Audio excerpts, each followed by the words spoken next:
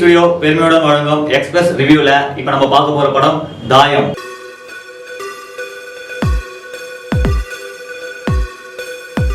தமிழ் சினிமாவில் நிறைய த்ரில்லர் படம் வந்திருக்கு, நிறைய பேய் படங்கள் வந்திருக்கு. ஸோ அந்த வரிசையில் வந்து பார்த்தீங்கன்னா தாயம் அப்படின்ற ஒரு படத்தையும் வந்து கொண்டு வர முயற்சி செஞ்சிருக்காங்க. ஸோ இந்த படம் வந்து பார்த்தீங்கன்னா டிஃப்ரெண்டாக ஒரு நிறைய படங்கள் வந்து பார்த்தீங்கன்னா பகைக்காக வரும், இல்லை ஏதாவது ஒரு அண்ணனை சாவச்சிட்டாங்க, அம்மாவை சாவச்சிட்டாங்க, தம்பியை சாவச்சிட்டாங்க அப்படின்ற ஒரு பகையில் வரும். ஸோ இது வந்து ஒரு டிஃப்ரெண்டான ஒரு கேரியரில் கொண்டு போயிருக்காரு டைரக்டர். என்னன்னு பார்த்தீங்கன்னா ஒரு கம்பெனி எடுத்துக்கிட்டாரு, ஒரு ஹால் தான் கம்பெனி, அந்த ஹால் தான், அந்த ஒரு பெரிய ஹாலில் தான் இந்த படமே வந்து முக்கால்வாசி படம் முடிஞ்சிது.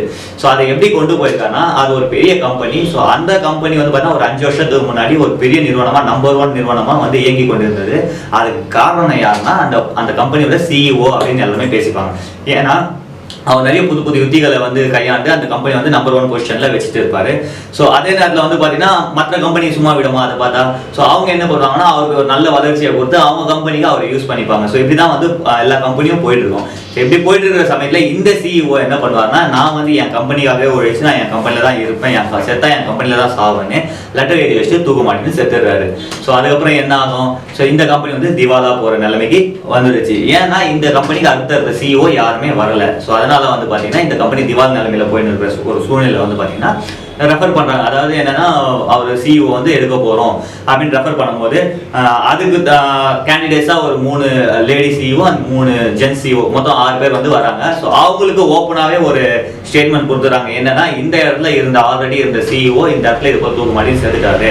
ஸோ இந்த இடத்துல நீங்கள் வந்து 1 hour உங்களுக்கு டைம் தரோம், இதில் யார் வந்து உயிரோடு இருக்கீங்களோ அவங்க தான் வந்து இந்த கம்பெனியோட சிஇஓ. அப்படி 6 பேருமே உயிரோடு தான் 6 பேருமே நாங்கள் சிஇஓ ஆகிறோம் அப்படின்னு அவங்க கமிட்மெண்ட் தராங்க. ஸோ இப்படிதான் படம் போயிட்டு இருக்கு. பயங்கர சஸ்பென்ஸா, த்ரில்லரா, லைட் எல்லாம் ஆஃப் பண்றது, அப்படியே என்னென்னலாம் எப்படிலாம் பயமுறுத்த முடியும் அப்படியெல்லாம் வந்து நம்ம ரசிகர்கள் வந்து பயமுறுத்துறாங்க.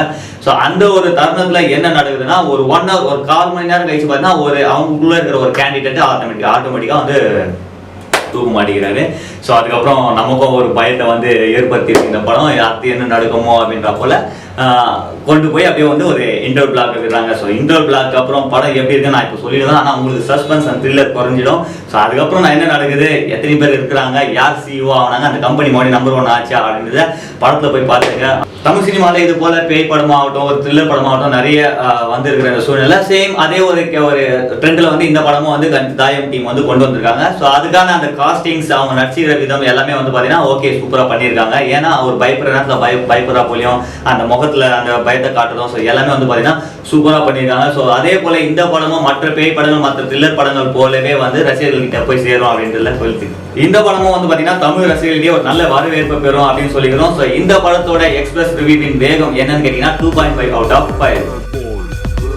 எங்களோட ரிவ்யூ உங்களுக்கு பிடிச்சிருந்தா லைக் பண்ணுங்க, ஷேர் பண்ணுங்க, எங்க சேனலை சப்ஸ்கிரைப் பண்ணுங்க.